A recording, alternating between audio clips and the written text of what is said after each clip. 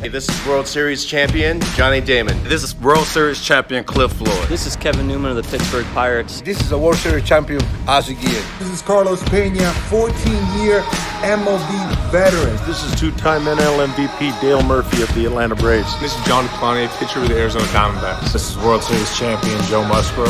This is Jordan Luplow of the Cleveland Indians. This is Lance Coach Jim from Houston Astros. What's up, it's A. Jones of the Buffalo Bills. It's Tyler Lockett of the Seattle Seahawks. This is Hunter Henry of the LA Chargers.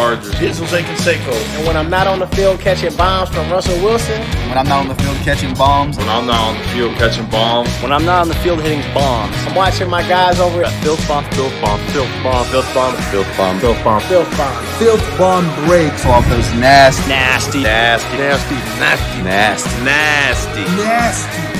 FIlthbomb. I know a thing or two about hitting some bombs, fellas. But there's nothing quite like hitting a FIlthbomb with my guys over at FIlthbomb Breaks. FIlthbomb! FIlthbomb! Mike Trout 101 auto! MVP breakers, MVP prices. Keep those FIlthbombs coming, I'll keep those World Series coming. Thanks for making baseball cards fun again. Thanks for making baseball cards fun again, guys. Go Bucks. Thanks for making collecting cards fun again for the kids and for all of us old-timers as well. A way to make baseball cards fun again, guys. Keep pulling those nasty FIlthbombs. And pull me a Jose Canseco Superfractor. And hit me a West Coast Superfractor. Go Astros. Please pull me a Clowney Superfractor. How about you go pull me a Jordan Luplow Superfractor?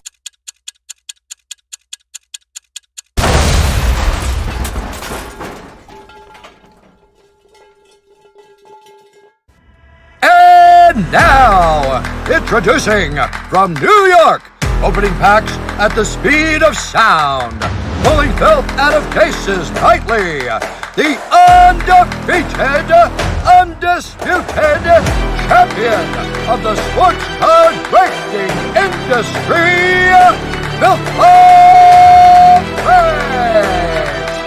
It's time for FIlthbomb. What's going on, everyone? Stephen Michael here with FIlthbomb Breaks, coming to you live from the House of Wax right here in Long Island, New York on January 21st, 2020. The time is 7:10 p.m. Eastern, and I'm here with co-host Louis Zolo. What's going on, Louis? What's up? Excited. Hall of Fame announcement just happened. Speaking of the Hall of Fame announcement, let's start with Derek Jeter. Not unanimous. Did you think he was going to be? Yes. Listen. So here's the thing with me, when I was born and raised a New York Yankee fan, so when he wasn't announced unanimous, a part of me was like, oh, you got to be kidding, you got to be joking, it's Derek Jeter. But then when I take a step back, like even you said yes, right? So take a step back. Babe Ruth isn't unanimous. Ty Cobb isn't unanimous. You know what I mean? Honus Wagner's not unanimous. Cy Young isn't like, so why would Derek Jeter be? You get what I'm saying? I do get what you're saying. Actually, I heard a good point. I think Bob Costas mentioned it. He said the reason why Mariano got 100% is because at the end of the day, there's no reliever better than Mariano. But at the end of the day, you can make a case for other people being better than Jeter. So why did he deserve 100% when other players didn't? Granted, I don't buy into any of that, and I think it's nonsense. I think that's an argument you just have to make to play devil's advocate. But at the end of the day, Jeter was the face of baseball. Now, he might not have been the player where when you went to see him while he was an active player, when you were watching him say, you know what, he's the best I've seen, he's the best around. He never really was. If anybody remembers, Garcia Parra and Miguel Tejada at one point, and A-Rod, those were like the four shortstops that everybody was contemplating on who's better. Jeter was never number one. But when this all over, said and done, with all the accolades and championships and everything he's done for the game, he's one of the best players that's ever lived. At one point, he wasn't even one of the best players that was playing at the time. Now, in my eyes, he's one of the best players that's ever lived.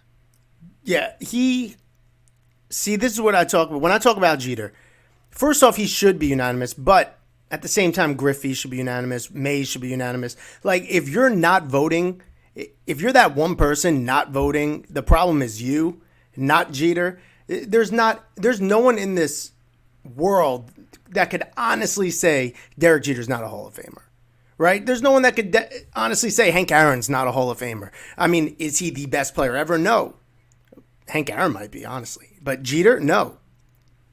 But he 100% deserves to be in the Hall of Fame. The thing about Jeter, though, is it's not all about his stats, right? So when you think Jeter, you think about the dive, right?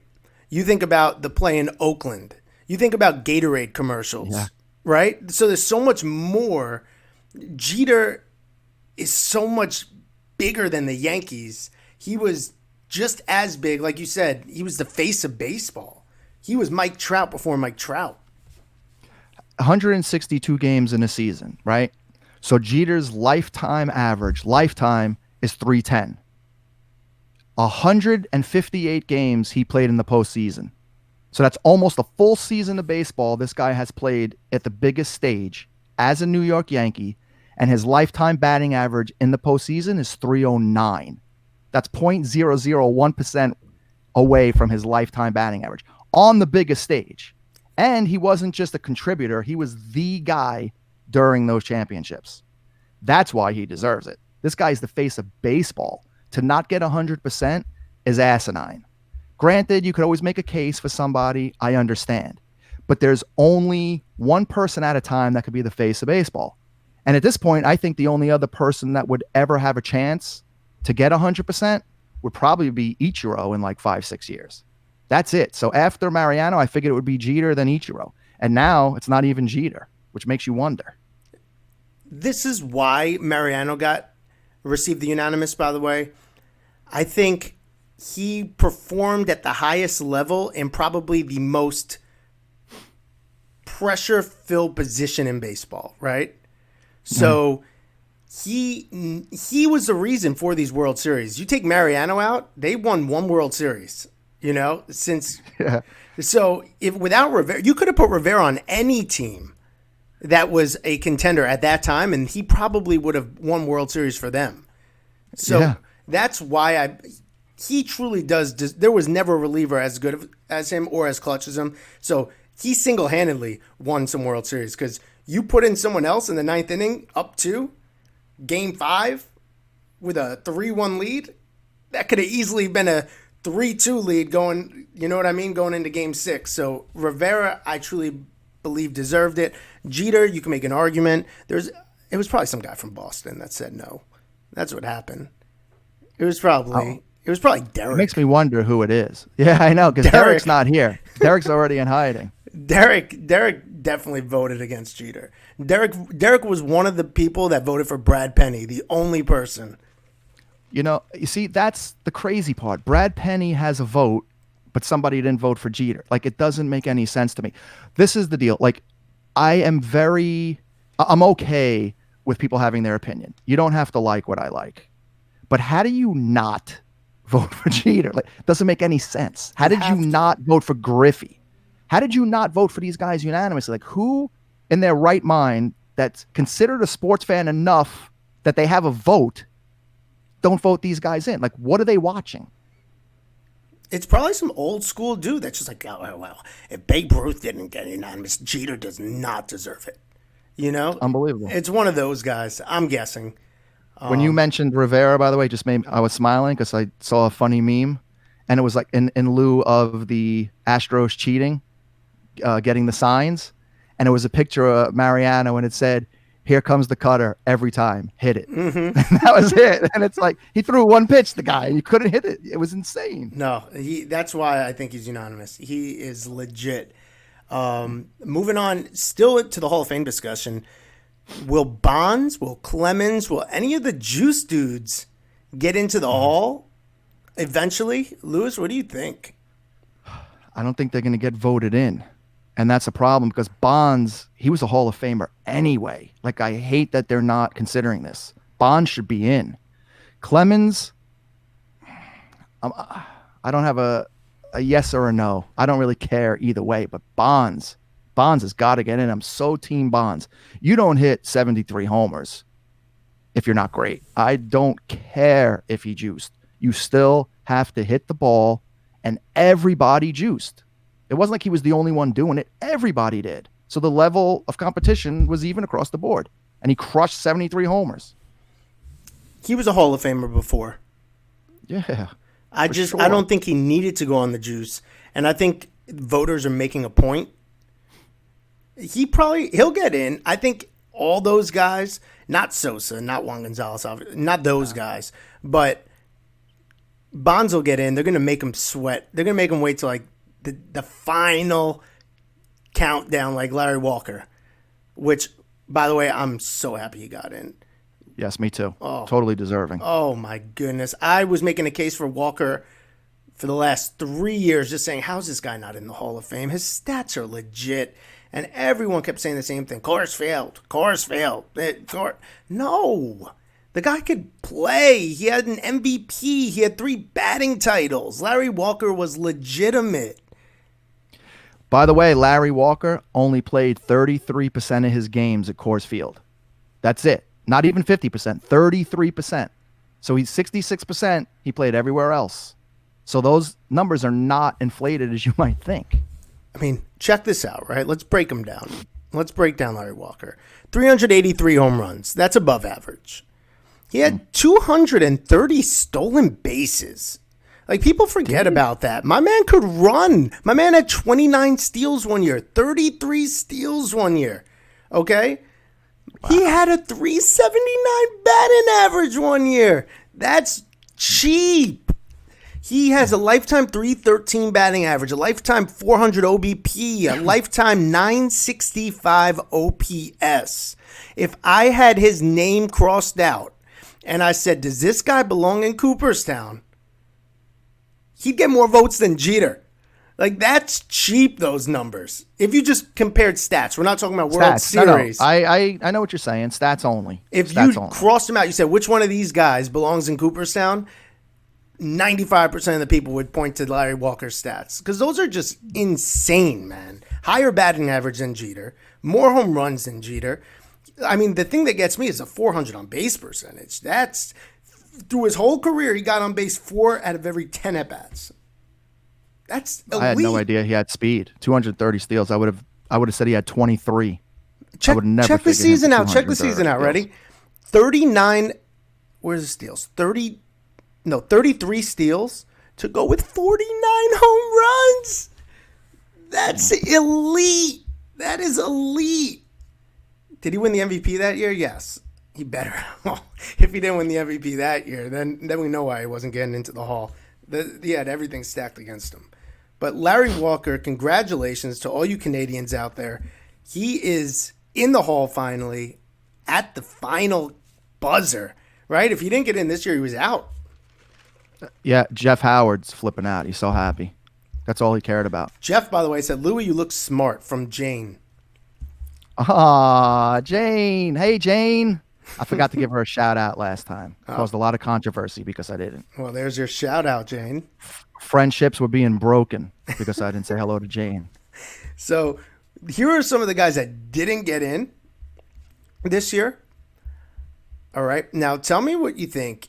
Are they going to? So Omar Vizquel, I don't think deserves to get into the Hall of Fame. Do you think you are nuts to say that? I don't think so. I don't. Omar Vizquel is like Ozzie Smith, all defense. But what do you have? 87 Golden Gloves. He's in. And by the way, I think Omar Vizquel had the biggest jump in the voting this time from what he had last time. Him and Rowland. I mean, Scott Rowland, I think, bumped up. As good as his glove was, he has a 45 WAR. Like Larry Walker had a 72. So 45 is not. I mean, if Omar Vizquel gets in, then that means you got to start looking at, like, I don't know. This name just popped into my head. I'm curious to see what his WAR is. It better not be close to 42. I'm looking up Paul O'Neill right now. No. I just want to look up it. I don't know why he popped into my head. He has a 38.8 WAR. Paul O'Neill's not a Hall of Famer. Omar Vizquel is not a Hall of Famer. I don't see. Omar Vizquel is going to get in. Oh my God! He's going to get in. They need to make another wing then for guys that are okay. You know, but you bring up a good point about guys who deserve to. Well, you're talking about a guy you don't think deserves to get in. What we should talk about are guys that are not in that deserved to be in. You follow what I'm saying? Yes. And like the way I look at it is too, before we actually mention names, is that I feel personally if a player was a stud like during a specific era, if he was like a feared batter during that era, he should be in. I'm using like a Dale Murphy, for instance, or Fred McGriff. Those guys were great. I got to look up their numbers real quick. Because I mean, Murphy had what, 398 homers. It's just they fell off a cliff. You know, when they got cold, they just faded out. They didn't have like Miggy, where he just became crap little by little. Yeah, Miggy's. It's sad watching that right now. It breaks my heart because he's a shell of what he once was. But the point is, these guys just fell off a cliff, but they were so tough. Lou Whitaker, Alan Trammell's in the Hall of Fame. Lou Whitaker is not.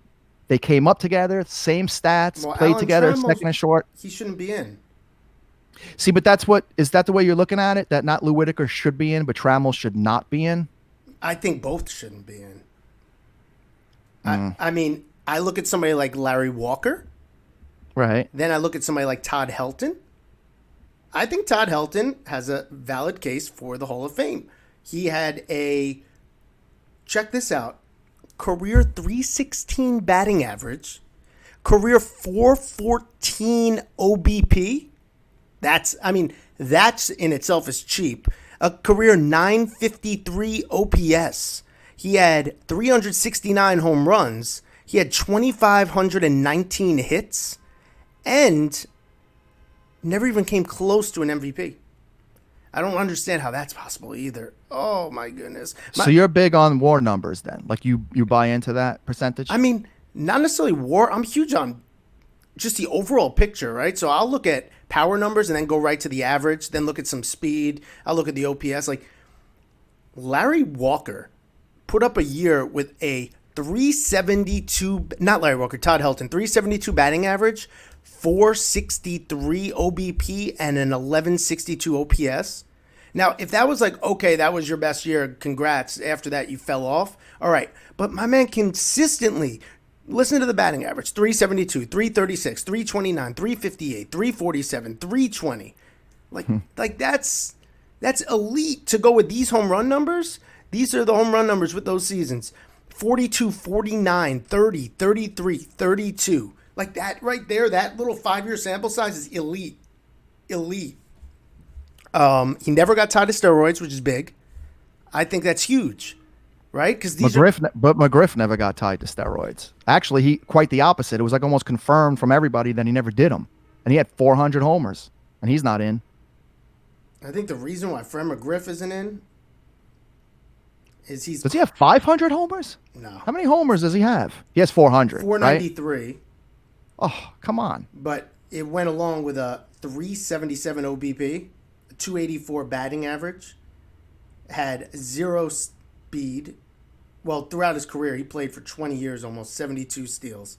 So my man accidentally stole bases. He was on the back end of double steals a bunch of times. Yeah. Pete Alonso, his only steal was in the All-Star game, baby. Yeah. That's it. Get it. I mean, yeah, I got a stat from Jeff. I gotta say it. He's been dying for me to say that if you go according to WAR, right? Where's the stat? Dave Stieb should have won 3 Cy Youngs if you're going according to the WAR stat. 3, and I don't think he got any. Yeah, I mean, personally, I personally don't care about WAR. I like to look at a complete body of work. Sometimes I'll dive into the playoff numbers or MVPs, but MVPs are even like my man Justin Morneau got the MVP that year. Like, stop. Like Justin Morneau. I can't even look at MVPs anymore after stuff like that happens. Like, oh, stop. A lot of times guys get robbed at the end. Like, who votes on that too? That's all bogus. Dale Murphy had 2. I mean, but he was elite you might at luck one point. But you might look into one. But if you do it again, I mean, obviously, it validates the first one even more. Wouldn't you think? Murphy. No, I think he was a great player. And then you look at stuff like that for the overall body of work, and I think stuff like that plays a factor. Like, you were good enough to win 2 MVPs. Justin Morneau won 1, and then he was just like a guy. Billy Wagner, best whip over 900 innings, not in. Oh, I saw that number. I saw somebody posted something. It was a bunch of different stats. Highest K rate for 900 innings, lowest whip, lowest ERA. I think something ridiculous. There was a 4 things that he did that were ridiculous. Let's see, Dale Murphy. So he has 398 home runs. You see that batting average is atrocious. That's why. What is it? 265. He didn't walk. He had a 815 OPS. 2,111 hits, and he played for almost 20 years. Yeah, I mean, he had 2 really good years back to back, and then before and after, he was just a guy. Well, he wasn't. Killed the Mets. That's how I know. Killed the Mets.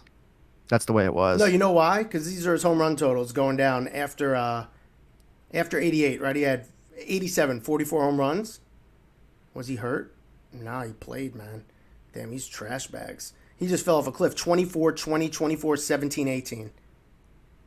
Brett Argabright remembers Morneau. He just posted the Eminem boys, Morneau and Mauer. Yeah, that was another guy, Mauer. He stole that deal. He stole that deal. He was like, thank you. I like Mauer. He was a hometown boy, stayed, played forever. It's like a good heartfelt story. No, he was good. He wasn't worth that contract. No, I don't think catchers are. But you know, my point I always make: good-looking white dudes. He had a Perk Plus commercial. He was marketable. No, you're right. Marketable matters. So, you know who we didn't mention? What about Petey? Petey Rose. Oh, but that's a lock. But that's something. There's nothing you could do about it. Like, he's blackballed. I say this all the time, and I get killed when I say it. The best pure hitter ever. What do you mean? People disagree with that? Yeah, they disagree. They say he's not the best pure hitter ever. He just stayed in the league so long. That's why he got all those hits. No matter what you say, he stayed in the league. All right, being healthy is still a thing. It doesn't matter if you're 45. Like, the fact you're out there compiling those stats. He hit. I got to pull up Pete Rose's numbers right now. Pete Rose. See, everyone thinks about betting and banned from baseball and the All-Star game colliding into the dude and taking him out for the rest of his life. But Pete Rose, all right, let's not forget about Pete Rose's career 303 batting average, career 375 OBP, and then he only had 4,256 hits. I mean, 4,200. He had double Dale Murphys.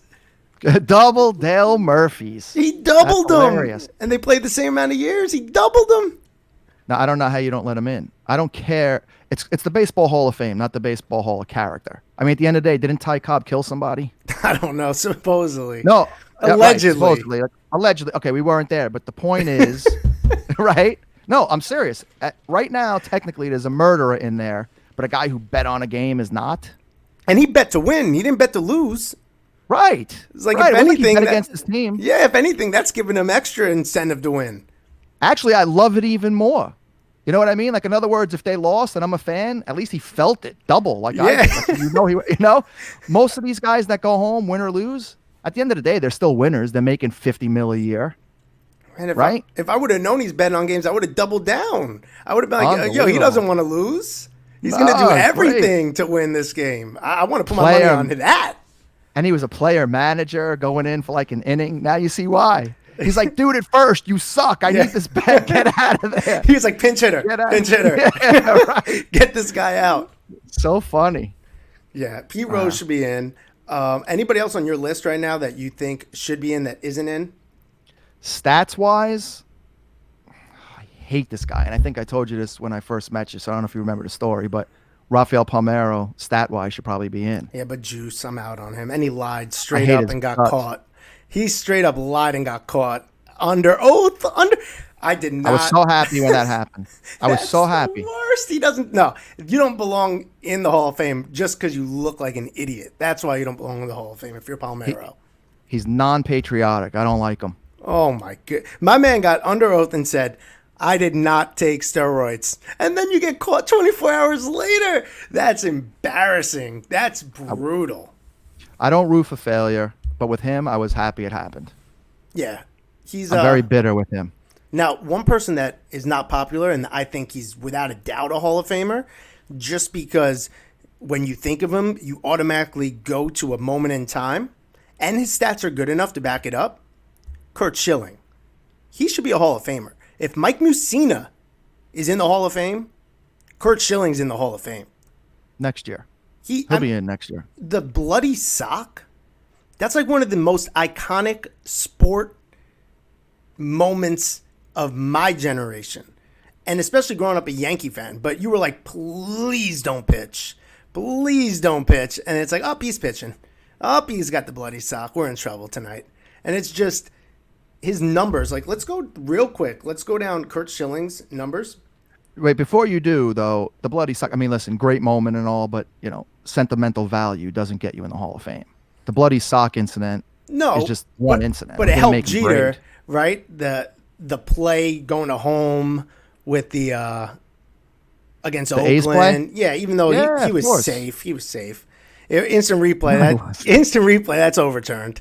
He's lucky there's no instant replay on that. Disagree. But listen to this. Listen to this whip, okay? Yeah. 114 whip. His career strikeouts,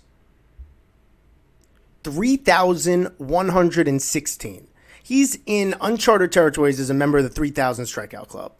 His ERA, 3.46. Now that's cool, right? That's decent. 3-time World Series champion. World Series MVP. Let's go check. What's his Cy Young's looking like? No Cy Young's, but he finished number 2 3 times. Wait, how many times World Series he's got? 3. Diamondbacks was 1 or 2? Just 1? 1 and then 2 with Boston.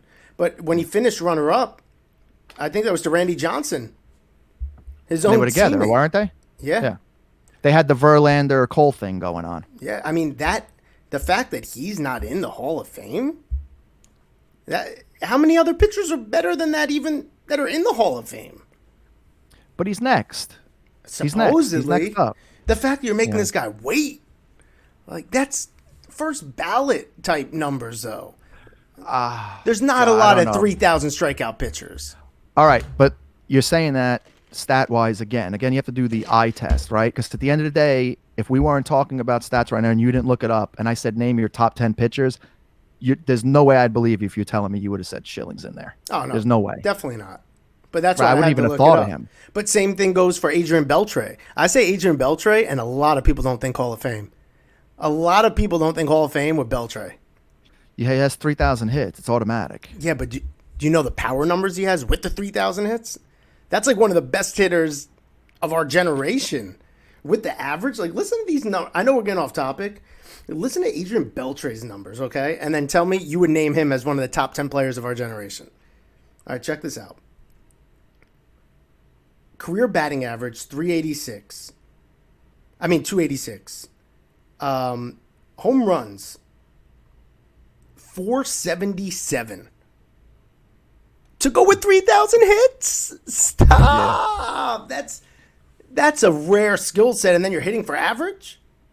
Come on. Well, that's just the cake on top of it. I mean, the icing on the cake, because the 3,000 hits. I mean, everybody who has 3,000 hits is in, right? Besides Pete Rose? Yeah. Yeah, so 477 could get you in anyway and without 3,000 hits. Chuck Knobloch as well as an in. Chuck Knobloch has 3,000 hits. I don't think he has 3,000 throws into the stands. I know that. Chuck Knobloch. I don't know. It just popped up on an ad. Chuck Knobloch on the Twins was great. Oh, he was my great. God. And then he came over and he couldn't throw to first base. It was crazy. No, Chuck Knobloch was the man, though. And then the best is the people with the bullseye signs that were behind first base. That's funny. Oh, another comment from Jeff about Bud Selig. He's a person that should be out, because if people with steroids are not getting in, he oversaw the whole thing, so he should not be in either. I agree. I don't mind that. Yeah, I do too. I co-sign that, Jeff. That's a good point. I don't mind that. So let's get into... Actually, before we get into this, J.J. Putt's got to vote. J.J. Putt, who voted? Who was the one guy that was like, you know what? J.J. Putz is a Hall of Famer. It had his cousins on the ballot. His cousins voting somewhere. He's got family. J.J. Putz. He's got family. He was good in Seattle. Remember, he was good in Seattle. I can and then he came to the Met. Where did he come to kill his career?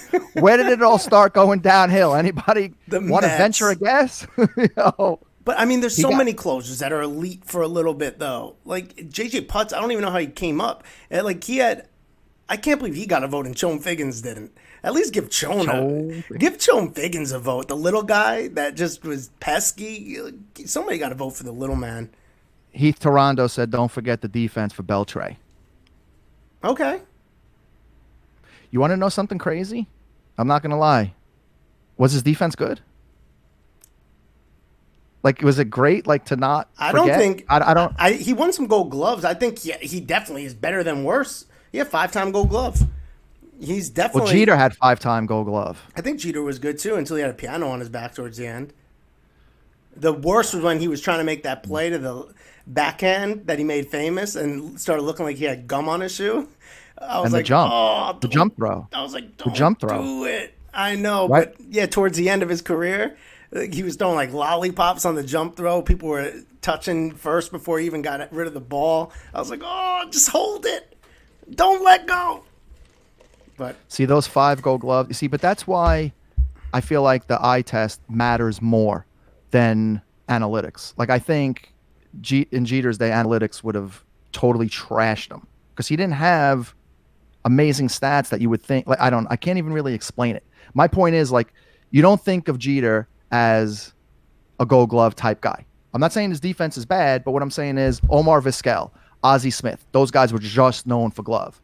Jeter just seemed to be always at the right moment. His 3,000th hit was a homer. His last hit was a walk-off. Like, everything he did was dramatic. Everything. Oh, yeah.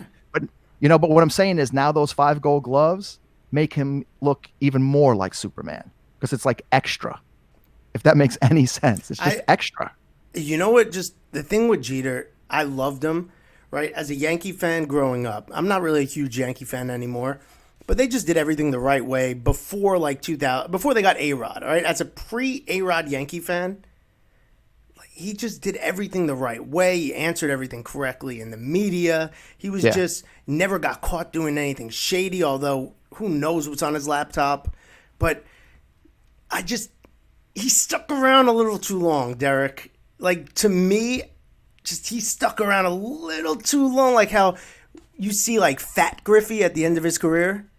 Like, I just think of like bloated Jeter. Like Jeter was a little washed at the end, man, where like you were rooting for him, but he just was like a guy at that point. You know what I mean? He was just Derek Jeter, the guy, not Derek Jeter, the guy you could rely on. And I just wish he just got out a little sooner, but he needed that 3,000, so I get it. I got a remark in the chat room. It's under a name KG Jr., and it says, "Please don't refer to me as Fat Griffey." In what room was that? I'm only kidding. I'm making that up. Fat Griffey. No, but there's Fat Griffey. It's like we all know it. White Sox Griffey, you know? He was on the White Sox? I don't remember that. Go look him up, bro. You'll find a bunch of bloated pictures of Griffey in White Sox uniform. I don't remember him being on the White Sox. I don't know why. No, I think he was there for like a season. So besides Seattle Reds, just one bogus year on the Sox, that was it? Yeah. I would have never knew that. It said Jeter should be in the hall. This is what Jeff said. Jeter should be in the hall just for the fact that the gift baskets for the girls in the morning after. I agree. Nice. But that's what I mean. Like, he did it the right way. Like, all right, I'm using you, but here, take a gift basket. You know, gift basket. Don't go snitching on me about the night. Just sign this non-disclosure and take a couple autograph balls for your nephew, and I'll never see you again. That was Jeter. All right, so let's move on now to the whole Nolan Arenado debacle. So, word out of Colorado now is Nolan Arenado would like to be traded. And not only would he like to be traded, he'd like to be traded immediately. He feels disrespected by general manager especially. And he's fed up. So what do you think about the whole situation, Lewis? Before you even get into it, I just want to ask you the question. Why are you going to pay someone the amount of money you pay Nolan Arenado if you're not planning on building around him? I don't understand why teams do that in general. Why they win and then have a fire sale. Like you basically got the guys you wanted to win. You won. Now why off everybody? So so what you just asked me, I don't understand that. Like who comes to my mind? There was somebody I was thinking of specifically. I don't know. I'll get it back in a little while. But the Arenado thing, first of all, side note, the Mets need a third baseman, just saying. But you know what? It'd be nice. I never understand. Oh, Strasburg. That's what I couldn't think of for a second. You pay your team to win a World Series. That's the ultimate goal, right? Now, granted, they got lucky and just won. But wasn't it a couple years ago after he came off that Tommy John, they had him on that innings count, and then he hit the innings count right before the playoffs, so they just didn't play him? Yeah. Remember that? What I don't understand how people are making $100 million to win a World Series. Like at that point, let him throw his arm out. Now, granted, I don't want anybody to do hindsight and say, well, he ended up winning, so it looks like the smart move.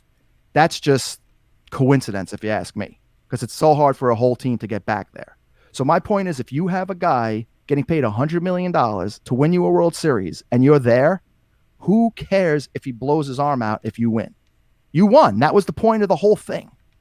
So the Arenado thing, I don't understand why you would pay somebody that kind of money and not build around them. It makes zero sense.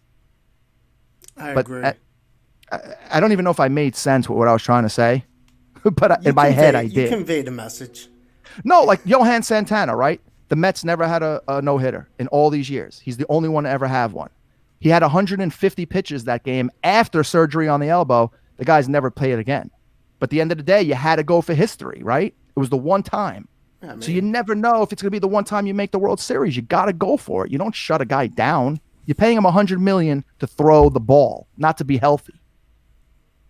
Look, Brett goes, I could go on a tangent right now about Arenado and the Rockies. Listen, here's the thing. If you're paying somebody that type of money, so I understand why he's mad. One, he's mad because he took less money than he wanted to take because they said they were going to throw money around and they were going to try to build a championship caliber team around him. Okay, so right. You say that, and now you're trying to trade him. So it doesn't seem like you're trying to build any type of team around Arenado because you're looking to move him. So now you cost him money because he didn't get a max deal and he decided to give you guys a hometown discount to stay there because he wanted to be a Rocky for life. And now you're trying to get rid of him less than 365 days later? I mean, you feel slighted. I'm out. If I'm Arenado, I am out. I am out. You cannot win me back. And I'm just that type of person. I'm all about loyalty as well. How do you play if you're Arenado saying, this is where I was born. This is my team right here. I started my career here. I want to end it here. They gave me the money. I gave them a little bit of a deal. And now they're trying to get rid of me for what? Scrubs? For some scrubs? Is it official though? Like, in other words, is it, have they accepted any like talks with any other people? Are they talking about actual offers? Well, yeah, they were in talks with St. Louis. Then the general manager came out. I don't know if it was a manager or the owner, and they said we are not trading Arenado. That was yesterday. So clearly they were in talks prior to that. I just don't understand how. I mean, Arenado's a stud. Arenado is a superstar. Yeah. You got people like Harper getting paid crazy money, and Arenado's not even near what Harper's getting. And I think he is a bigger talent at this point in time than Bryce Harper. And you're trying to trade my man after giving him your word and telling him you're going to build around him? I'm out. If I'm Nolan Arenado, I don't play another game as a Colorado Rocky out of pure stubbornness. And I make them trade me for pennies on a dollar because everyone knows that I want to go. So no one's going to give you full value. That happens all the time in sports, though. You know what I'm saying? People feeling betrayed. I mean, you're really going to get feelings get involved when you're dealing with $200-300 million? I would. Like at the end of the day, I'm not saying it's not human nature for him not to feel slighted. I get it. But you're making $300 million. Like, really? You're going to feel slighted? Come on. I would be slighted if they said, "Hey, look, we could take this $50 million and give it to you, or we could build around the team with that extra $50 million." And you're like, "Yeah, take that 50 and build around the team. I want to win a championship." Then I'd feel slighted because now they're trying to trade me. I'm not saying that I'm just making a hypothetical number up of 50 mil, but he apparently took a cut to stay there, took less than his market value, under the impression they were going to spend some money. They spent no money and they tried to trade him. That is more than disrespectful. That's just, now you're dealing with liars. And at that point, I mean, everyone will take him, right? I mean, he'd look amazing in pinstripes. Why does everybody that's great have to be a Yankee? I don't understand. Imagine his value. What would it do to his value? Him and Cole. Oh, somebody take Stanton and Judge from us. Nah, he's not going to go to the Yankees. They don't need a third baseman. They're not going to spend that kind of money if they don't need him like that. The Mets need him. Mets. See, it's a waste to bring Arenado to New York because he'll just waste away in the Mets. He can't even win it for him. Him and Alonso aren't enough. They're too far away. They honestly need like 6 more good pieces. I don't know how that's going to happen. How's that going to happen? I don't even know when you're kidding or not. Like, I swear, everything you say about the Mets, I feel like you're just doing it to get under my skin. Right, time out. Let's just step away for 1 second. Alonso and McNeil. Mm-hmm. Okay, Jacob deGrom. Okay, so we're at 3. Right. You need 5 starters, and you need 8 batters in the National League. So you need 13. Okay, so now we're at 10. We're missing 10. Right. We're not missing 10. I mean, fill the 10 in with 10 that you're like, oh, we could definitely win with these. All right, but you see, this is the problem. Before I do that, this is the problem. I'm going to name guys, and they're not sexy guys to you, but just like we talked about the A's and teams like that, it's a well-oiled machine. You don't need superstars. Hold on. Everybody chip in. Forget about the batters. All right, we need 4 more starters. Go. All right, first, well, you got DeGrom, right? Yes, so that's ace. 1A, 1. right? Okay, Thor at 2. Okay, I mean, yes, technically. He hasn't been pitching like Thor, but yeah, we'll slot him in at 2. I give you Thor. Thor thinks he's better than he is. That I admit. But he's still Thor and can still throw. All right, so now we have those 2, all right? So forget about any other pitchers. Let's go back to the batting now, all right? So now you have Arenado, who you don't have, but we gave you Arenado. So now we got Alonso and Arenado and McNeil. So you really only have McNeil and Alonso. But you have Arenado. JD Davis. Mm-hmm. Cespedes coming back, which I don't care. Cespedes No, early. I don't care. I don't care. I'm just saying he's coming back. And then you have Wilson Ramos. Okay. Above average for a catcher. I mean, there's a lot of catchers that cannot hit at all. If we take Arenado out, do you need 6 more pieces at least? 6? No. That's 6 it's more National like League. You no, don't but need 6 that. more like including pitching. Do you need like 6 more like solid, not superstars, but like solid? I say we need like 2 more hitters and 1 more pitcher. That's it. Not more. So you guys are in good shape. Well, I think so, but you think they're like, besides the Orioles, Tigers, and no Giants, you think they're the worst team in the league? No, they're good. They can't win with that team. It's just impossible. They're going to do good this year. I'm telling you. I feel it in my bones. Oh man, spoken like a true Met fan over here.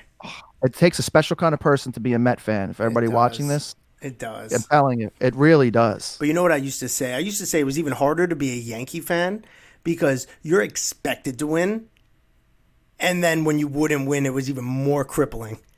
You know what I mean? Like, there's nothing worse than you have to win, and if you don't win, it's a failure. Like, that's just as bad as being a Met fan, I think. Believe me, I'd rather have those problems than being Met fan problems. Do you understand? I almost cried when they lost to Boston in 2004. Like, or when was it? 2004, 2005. When they came back from 3-0, how old was I? That was tough. 20 years old. I had money on the series. I got in a ball. I wanted to cry. I was like, I can never root for this team again. I hate A-Rod. They just lost to the rivals and set a record that's never been done before in baseball against their rivals. That's more painful than any Met fan. Any pain any Met fan could have. No, Oh my goodness. Let's just end that segment with me just saying no, no. That's no. so. Yeah, oh no. my God, Johnny Damon first inning grand slam home run. Oh my God. Mets make an art form out of ripping your heart out of your body. Oh, the Mets lead the majors in snatching defeat out of the jaws of victory in crazy, crazy ways. There's about 50 times you could watch a Met game when they lose and you hear announcers saying this is the first time I've ever seen that in baseball. It always happens against the Mets. It's just because you guys traded Andy Chavez. If you still had him, you'd be all right. Andy Chavez. Remember that catch? Oh, what a stud. But that was like a Met. That's a Met. And then that series, it ended with Wainwright jelly-legging Carlos Beltran for the strikeout. Probably and from that the day, best and from that day curveball. on, that's the reason why Beltran wanted to cheat and steal signs so that his players wouldn't look so stupid. One of the best curveballs I've ever seen in my life. Given Yeah, the it was a nice circumstance, I've never... That locked me up. I was at the TV just... Yeah. I didn't know what I to remember do. it. I was like, oh my goodness. Mm-hmm. Bill Buckner disagrees, says Matt McRae. Yeah, well... Yeah, that's burning too. But as a Met fan, you're happy. So the point was... When the Yankees It wasn't lost, Bill Buckner's fault. It wasn't his fault. I wanted. He was rushing. He was rushing to the base because the pitcher wasn't covering. There you go. Bill Buckner was on suicide watch. He still is, I think. That's just sad.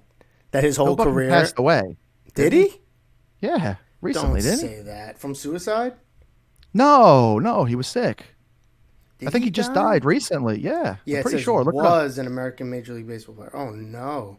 Yeah, recent, like this year, just happened. Oh no, May 27th. Yeah, see. Oh, It was recent. R.I.P. Bill Buckner. Yeah. I'm sorry. Damn, now I feel even worse. Well, Matt, you should feel worse. You brought up Bill Buckner. Billy. All right, guys. We're going to open this up for questions. If anybody has any questions or opinions, you're more than welcome to share them. And then we'll be going off air. We have National Treasures Baseball breaking very shortly in about 20 minutes. And then we're following that up with a mixer, a 8-box baseball mixer, some Bowman's Best, some Tribute, some Archive, some Tier 1, some High Tech. So let's see if any questions come in. I have 2 comments and then 2 questions, one baseball card related. Sure. You got Alec with a very long last name. Sorry, buddy. I'm not even going to try to pronounce it. He wrote in big bold letters, I hope the man who didn't vote for Jeter is burned at the stake. So he's going to be one of millions. That's that. And then Robert Boyd wrote, Yanks fans are the worst, which I agree. And then Justin Thiessen wrote, what do you think it would realistically take to get Arenado in a trade? It just depends on the team, the circumstance. It's going to take a lot, and it's going to take a team that has money because you're going to have to take on that contract. So basically, I'd say there's not many landing spots. I think St. Louis is a landing spot. I'm actually quiet because I don't know really. I mean, you're going to have to take who's on looking for a third baseman for a $300 million contract. I mean, it doesn't matter about the position. You can move him anywhere. He could go to the AL and then. No.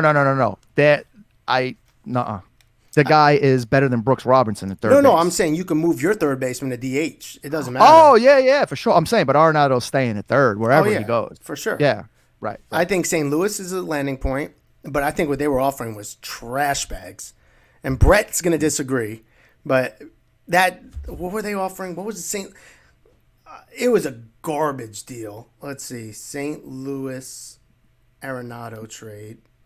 It's going to take you coming up with all of the money. Then you're going to have to give away somebody that's under team control for about 4 years. That's a stud. Oh, my God. A.K.A. Aaron Judge. Come to New York, man. We'll give you Judge. We'll give you Stanton.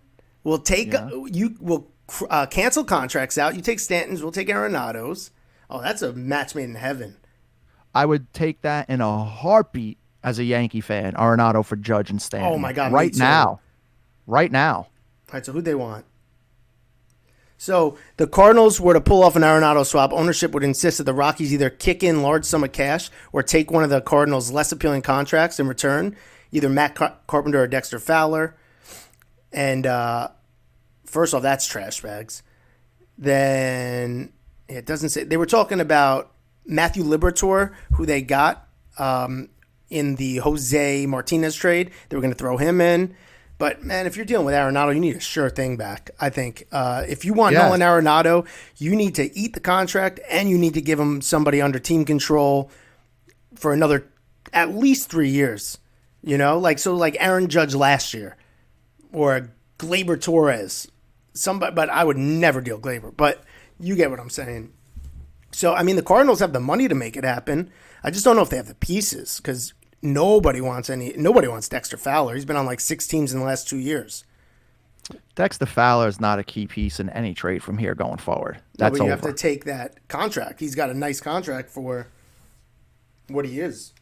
How did he manage that? Who's his agent? I need to find him. Probably Boris. Everybody who gets gazillion dollars when they totally don't deserve it. I need whoever Dexter Fowler's agent needs to get in touch with me. I definitely need to get in touch with you.